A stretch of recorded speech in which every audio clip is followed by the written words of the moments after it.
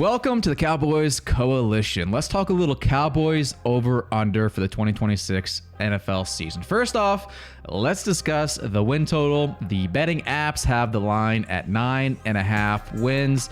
What do you guys have over/under 9.5 wins? I'm going to confidently go with over 9.5 wins, and here's why. The offense has complete continuity from last year, right? And last year, the offense was one of the best in the NFL. And now you have another year of a developing Ryan Flanoy, going to dominate in 11 personnel. We all feel very confident in his growth and development. You have RB2 possibly emerging with Maffa or Blue.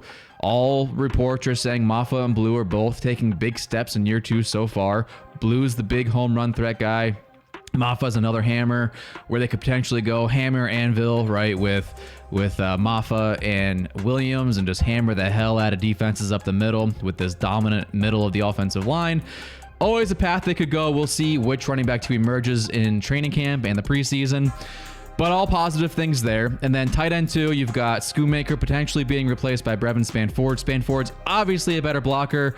There's a little bit of concerns about Brevin Spanford's hands. Obviously, he gives you tons of size in the red zone. Big threat there. But all positive things for this offense is going to continue to grow upon this foundation they've already set. Year 2 of shoddy scheme. Dak, obviously one of the dominant quarterbacks in the NFL when healthy. Receiving core, maybe the best in the NFL. So all great things from the offense.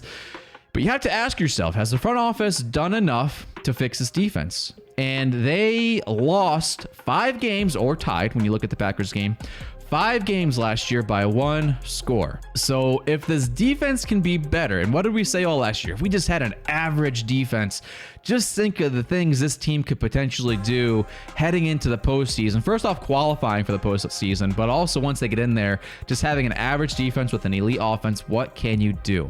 And so you look at the additions they made. Obviously, the safety room's better. You got Caleb Downs in the draft. Holy smokes, still can't believe that happened. But you also added Jalen Thompson, which is probably their biggest free agency addition since I can remember. I can't even give you a timeline, but since I can remember, okay? They traded for Rashawn Gary for help off the edge, and he's not this like dominant guy that's going to go get you 15 sacks, but really confident that he can contribute in the run game. He'll offer you some in the pass game. He'll be a 5 to 9 sack guy every year. You have obviously Ezeraku dealing with a hip, but year 2 Ezeraku, peanut butter, as Vach Lombardi says, a peanut butter year for him. Should be healthy to go, good to go come camp, preseason, and into the regular season. You drafted Malachi Lawrence as a year 1 pass rush specialist. We'll see if he can develop into more than that, but a guy in the rotation. You have James Houston. We'll see if they add anybody else in that room. TBD, but the room's okay, right? We're really confident they can help in the run game, but you know, the pass rush is the question, I think, for this team at this point in time.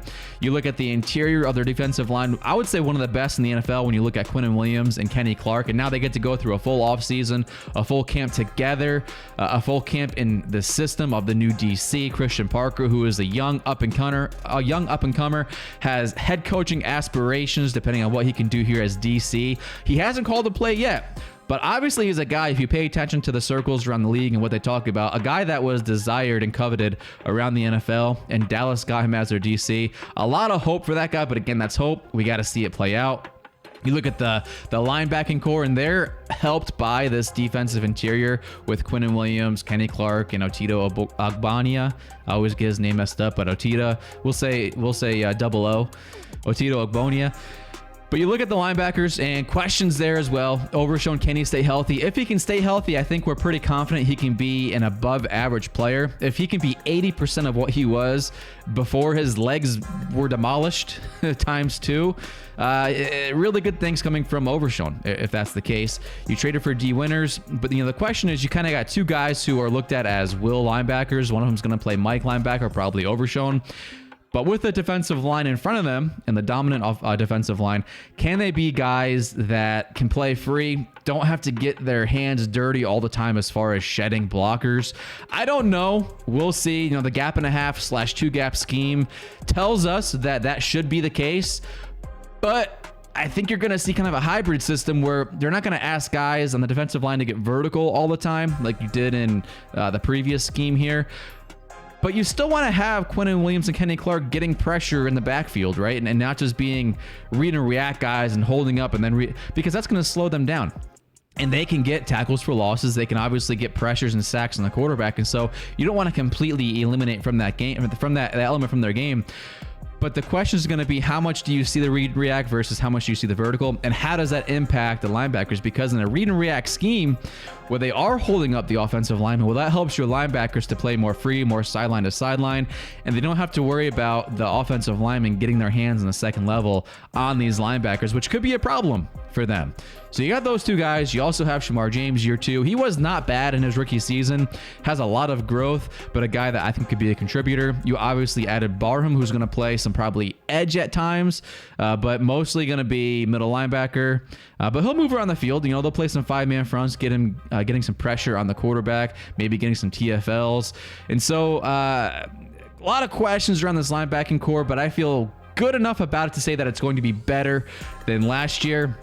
And the other question mark is obviously your secondary. Deron Bland, health is a question mark for him, always is. He should be healthy to play in camp and play starting week 1 and moving on. We'll see if he can make it through a full season. All reports are indicating that Shavon Ravel should be a key contributor in year 2. He's probably competing. Either he or Bland are competing with Kobe Durant. We'll see. It's really a 3-man competition here at cornerback between Durant, Bland, and Ravel. And Bland is obviously money guy, so we'll see if that plays a factor. But you've got 3 guys kind of competing for that CB1 and 2 spot on the defense. And then you've got guys behind them coming in healthier with Butler, Carson. We'll see if they can stay healthy for a full year. And, you know, a lot of reasons to feel good about the secondary, but also, again, a lot of question marks. So this defense does have a lot of question marks. But when you look at what the defense was last year, you just got to think, with the moves they made, will this defense be adequate enough to be an NFL contributing defense just to help this offense at times? I feel pretty good in saying yes. But again, you got to wait till the season starts because we don't know what this thing's going to look like. And you do have a lot of question marks. But I do feel good enough to say this will be a team that is going to be an over 9.5 win team. When you look at the 5 losses / tie last year and just how bad that defense was, I think this will be a better team overall than what it was last year. And so, yeah, I'll say over 9.5 wins for the Cowboys. And listen, if you've made it this far and haven't hit the subscribe and like button, what are we doing here? Help a brother out. We're a small growing channel. We've had some awesome guests on, putting out awesome content. And listen, if you want more of it, hit the subscribe, hit the little bell for notifications, hit like, let me know what some of your thoughts are on these over-under situations as we go through and ask these questions. And just hit the buttons, guys. We know what to do here. Let's get back to this thing. Next up, we'll look at Dak Prescott, specifically his yards and INTs. So last year, he threw for 4,552 yards. He had 10 interceptions. So let's go the over-under 10 interceptions for Dak Prescott and the over-under 4,500 yards for Dak Prescott. We'll say actually under 4,500 yards for Dak Prescott, even though I think the offense will be better. If you have a better defense, right? You're not having to go and throw for 80 yards down the field to score a touchdown to go win the game week after week after week after week. You should hopefully be in more situations where you're running the ball more to close the game out, right? And you don't have to rely on Dak's arm to go win you all these games. Maybe you can jump out to a lead early. And so with that same thought process in mind, if you're throwing the ball less, I'll say less than 10 interceptions for Dak Prescott as well. Because I think this offense will be better. I think you'll turn the ball over less because you're not pressing as much. But I think that also means that if you're not pressing as much, you're not throwing the ball as much. And that means his yardage total should be lower. And that's a good thing if it's lower, potentially. That means, again, you're not having to go and ball out week after week and put up 30 plus points to go win these games. And so for that reason, I think Dak and the offense will be better, but I think that the yardage totals will be lower because the defense won't force them to put up mega yards week after week after week. Sticking with the offense, let's look at the yards for Pickens and CeeDee Lamb. So 1,000 yards over under for CeeDee Lamb and George Pickens. Well, Pickens had 1,500 yards last year. CeeDee had over 1,000, but it was in 14 games. So kind of talking out of both sides of my mouth here, right? Because if you think that we're going to throw the ball less, well, then everybody's totals should go down. And I think they will go down. But if CeeDee Lamb and George Pickens are healthy for all the games, right? They're not going to miss any games this season, all 17 games. I think they'll both be over 1,000-yard receivers. Now, George Pickens might not have another 15-yard season, but I think you'll see both of these guys get over 1,000 yards. But you got to keep in mind the emergence of Ryan Flanoy, and what does that mean for the totals of the other receivers? Will we have a reliable wide receiver 3 that can go get 700-800 yards this season? Well, what does that do to Pickens and CeeDee's yardage totals? I don't know. We'll see. We'll see, because I'm hedging a lot of this on the defense being better, throwing the ball less on offense, not having to go put up a bunch of points and go throw for 350 yards a week, 300 yards a week. But I still think that Pickens and CeeDee Lamb are dominant enough weapons that you'll see one guy or the other take off on a weekly basis for the most part.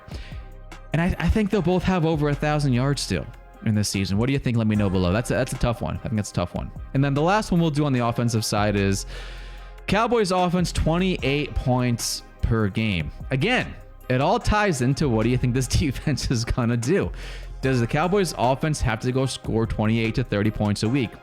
They averaged 27.7 per game last year, points per game last year. All right. They were second in passing yards per game, top 10 in rushing yards per game. And I think the hope's got to be that you can go score 27 points, 26 points, and you can go win these games without having to go score a last-minute field goal, a last-minute touchdown, because your defense, again, should be better. I'm like a broken record, but it really does truly all go back to what your expectations are for the defense. We know what the offense can do. They can go score 30 to 35 points at any given week, any point in time, but you got to hope that they don't have to do that.